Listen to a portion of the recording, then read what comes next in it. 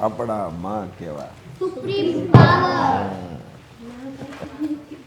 તમને નથી લાગતું દૂધમાંથી આપણે દહીં બનાવ્યું, દહીંમાંથી માખણ બનાવ્યું. જો આપણે કહેશે માખણ, પ્યોર માખણ, માખણમાંથી હવે ઘી બનાવ્યું છે એવું ને, જે કીટું છે થોડીક જે વાતો છે એ નીકળી જાય છે, અમુક જે ઓરિજિનલ છે આવી જાય. હવે પ્યોર ઘી નથી આવતું. હે માખણમાંથી પણ આપણે કેટલા અનુભવ કર્યા ને, ઉત્તર ચડાવ, આ છે તે છે, આ કરતા કરતા કરતા જેમ હલાવતા હલાવતા હલાવતા હવે નથી લાગતું એમાંય થોડું જાજુ રહી જતું હતી. કીટું હવે કાઢીને પ્યોર વર્ષો સુધી, યુગો સુધી આમાં કાંઈ પણ ફેર થાય નહીં. એ આ વૈદિક સંસ્કૃતિ, વૈદિક સનાતન સંસ્કૃતિ, જે જરા પણ જેમાં ફેર ન થાય તે આ વૈદિક સનાતન સંસ્કૃતિ.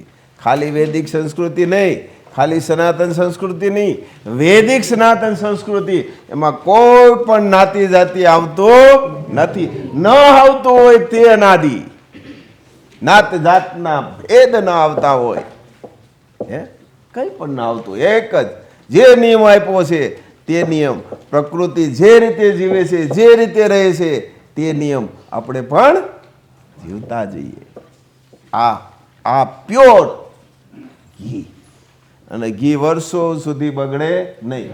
આ વિચાર યુગો સુધી જે હતા તે આ છે, આ નવા કોઈ નથી. જે હતા તે આ છે. ફરી યાદ દેવરાવે, રામે યાદ દેવરાવ્યા, જે થોડા જજા ફેરફાર થઈ ગયા હતા એને પાછા સરખા કર્યા. સત્ય સત્યના ભેદ સમજાવ્યા.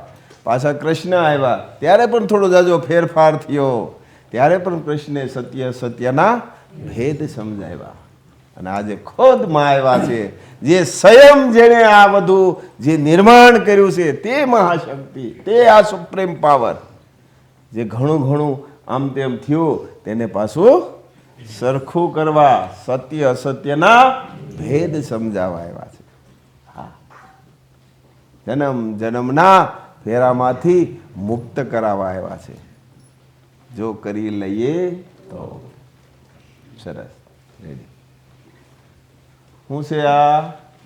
ઘી, માખણમાંથી છે ને. ધીરે ધીરે એકડો, એકડામાંથી બારકડી, બારકડામાંથી કક્કો, કક્કામાંથી ધીરે ધીરે આગળ કરતા કરતા એક ઉદાહરણ આ ક્યાં સુધી.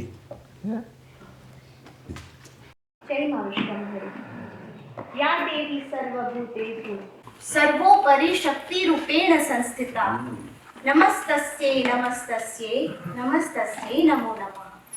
शक्ति जिसके बिना हम शून्य हैं, जिसकी वजह से ही आज ये समग्र सृष्टि कार्यरत है, जिसका साथ होने से असंभव भी संभव बन जाए.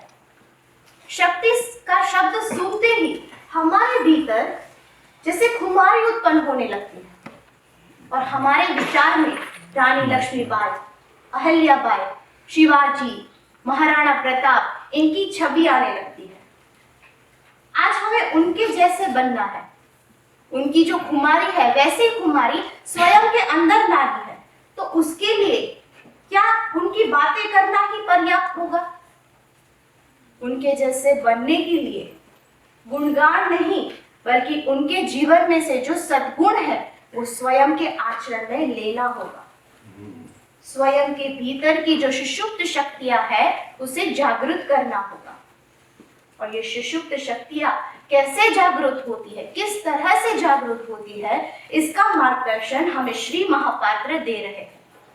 मार्गदर्शन है, साथ है, प्रैक्टिकल में भी है, लेकिन उसका परिणाम, उसकी सफलता हमें तभी मिलेगी जब हम श्री महापात्र को नहीं बल्कि श्री महापात्र का मानेंगे. अगर हम इतिहास में देखें तो श्री राम के समय श्री राम को मानने वाले अनेक थे, लेकिन उनका मानने वाले केवल 7 थे. ठीक वैसे ही श्री कृष्ण को मानने वाले भी अनेक थे, लेकिन उनका मानने वाले केवल 5 थे. अब हमें किसमें आना है ये हमें तय करना है. हनुमान श्री राम के प्रिय भक्त कब बने? जब उन्होंने श्री राम का माना। महाभारत के युद्ध के समय अगर अर्जुन ने श्री कृष्ण को माना होता तो, उनका नहीं माना होता तो क्या आज हमें महाभारत की पहचान मिल पाती? आज इस युग में ठीक वैसे ही स्वयं सुप्रीम पावर, जिसके दर्शन देवों के लिए भी दुर्लभ है, वो महाशक्ति का साथ और श्री महापात्र का अनुभवी मार्गदर्शन हमारे साथ है। हम चाहे तो क्या कुछ नहीं कर सकते, हम असंभव को संभव बना सकते हैं, इस जीवात्मा का उद्धार कर सकते हैं। लेकिन करके दिखाए तो साथ रहना, पास रहना, उनके चरण स्पर्श करना, इससे कुछ नहीं होगा। पहले आचरण करना होगा, क्योंकि श्री महापात्र देखते हैं तो केवल और केवल आचरण। आज हम है, कल नहीं है, किसको पता? एक दिन सब कुछ छोड़ के जाना ही है। साथ में आएगा तो केवल हमारा कर्म और आचरण, क्योंकि महाशक्ति वहां वही देखते हैं और उसी से सब कुछ तय होता है। ત્યાં પણ આચરણ જ જોયો, મેં અનુભવેલું છે, જોયેલું છે. ત્યાં જ્ઞાનને સ્થાન નથી, વાણીને સ્થાન નથી, આચરણને સ્થાન છે. આપણે પણ આચરણથી જીવન જીવીએ અને ત્યાં સ્થાન મેળવીએ. જ્યાં સ્થાન જેનું છે તે સ્થાન મેળવીએ તો હે આચરણ. અહીંયા પણ જો આનંદ આવશે, જેનામાં આચરણ હશે ને એને અહીંયા પણ આનંદ આવશે. આવે કે નહીં? તમારો અનુભવ છે ને. અને અહીંયા જો આનંદ આવે ત્યાં આનંદ હોય કે ન હોય? અને ત્યાં આનંદ હોય તો ફરી પછી લપ હોય? ન જ હોય.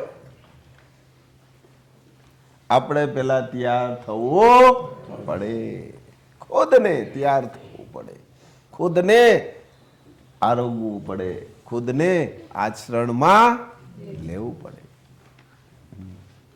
आचरण करने के लिए मेहनत करनी पड़ती है।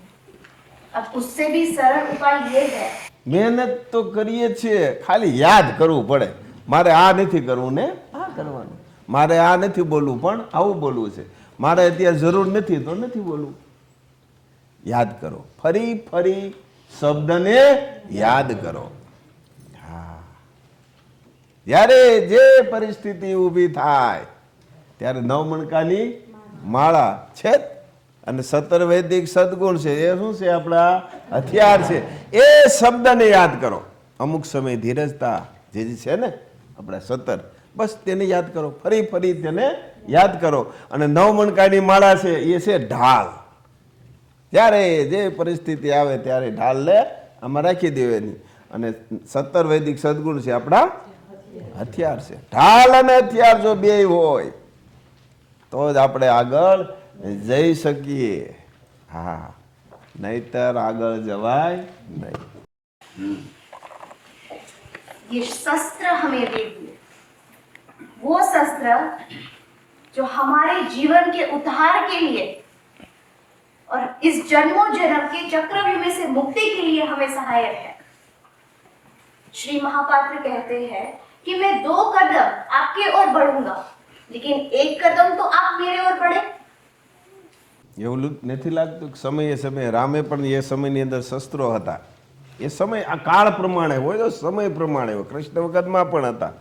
આજે આ શસ્ત્ર કયું શસ્ત્ર?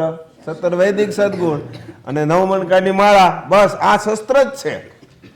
શબ્દ પણ શસ્ત્ર છે. બીજું જો અમુક શબ્દ અમુક બોલશે ને એટલે આમ ઉકળાટ આવવા મળશે.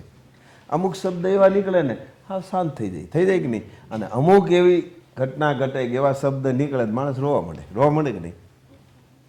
શબ્દ ઉપર જ છે ને. હે એમ આપણે પણ આ નવમણકાની માળા અને 17 વૈદિક સદગુણ હથિયાર તો હોવા જોઈએ. તે સમય હતો ત્યારે તે હથિયાર, આ સમય છે તો આ હથિયાર. હથિયાર તો રાખવા પડશે. હા, એમાં છૂટક્યો જ નથી, રાખવા જ પડશે. જે જે સમય હોય તે સમયને અનુસરવું, તે સમય પ્રમાણે હાલવો.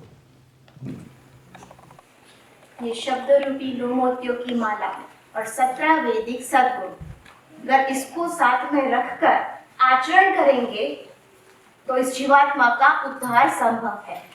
भीतर की सुषुप्त शक्तियों को जागृत करना संभव है, लेकिन उसके लिए भी सबसे पहले हमें श्री महापात्र का मानना होगा, उनको नहीं. अब तक जो हम भ्रम में जीते आ रहे हैं उस भ्रम में से આજે बाहर આપણે રામને માનીએ છીએ, કૃષ્ણને માનીએ છીએ, તમામને માનીએ છીએ ને. કોણ નથી માનતું? બધાય માને છે. કોઈ પણ હોય બધાય ને માને છે. કોઈ પણ હોય, કોઈ પણ ભગવાન, કોઈ શક્તિ, કોઈ પણ દેવી, કોઈ પણ વસ્તુ ને માનીએ છીએ ને, દુઃખ જતા નથી. પણ નું જો માનવા મળીએ તમામ દુઃખ મટી જાય. કારણ કે એણે કેવડા સંઘર્ષો કર્યા. રામને, કૃષ્ણને આ કાંઈ થોડા સંઘર્ષો છે? સીતા માતાએ, દ્રૌપદી આ સંઘર્ષ જ કર્યા. શિવાજીએ, રાણા પ્રતાપ, સંભાજી. જો નું માનીએ તો આપણે શું આવે? અણસમજણ જ છે. કોઈ દુઃખ નથી. સમાજ માટે, રાષ્ટ્ર માટે, માત્ર ભૌમ માટે ખપી ગયા. શરીરને ખપાવી દીધું. જો ખપાવી દીધું ને, અમર થઈ ગયા, એટલે કે પામી ગયા. તો શા માટે આ જન્મ જન્મના ફેરામાંથી દુઃખ દુઃખ દુઃખ દુઃખ કરતા કરતા આજ કરી જવાનું? આના જન્મે પૂરું ન કરી દઈ.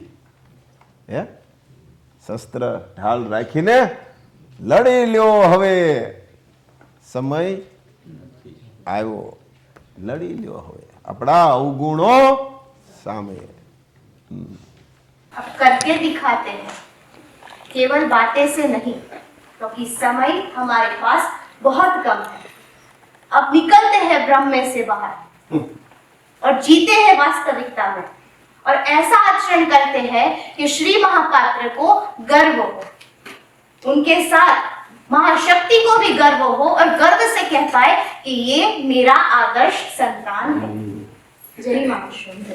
ત્યારે સમય આવ્યો છે કરીને બતાવો. કોને? ઓડા પણ હો, આમ બીજાને નહીં, પાડોશીને એને નહીં. આજ આપણે એને કરીને બતાવી છે, એવું નથી લાગતું? પાડોશીને અથવા બીજાને ઓલાને કરી જ બતાવી. એને આવા લગ્ન કર્યા, હું આવું કરું. એને આ કર્યું મકાન, તો એથી આવું કરું. એને આ ફોર વ્હીલ લીધી, એથી ઓલી લો. આ જ છે ને, આ બંધ કરો, આ જરૂરી નથી, આ કરો. જય મા.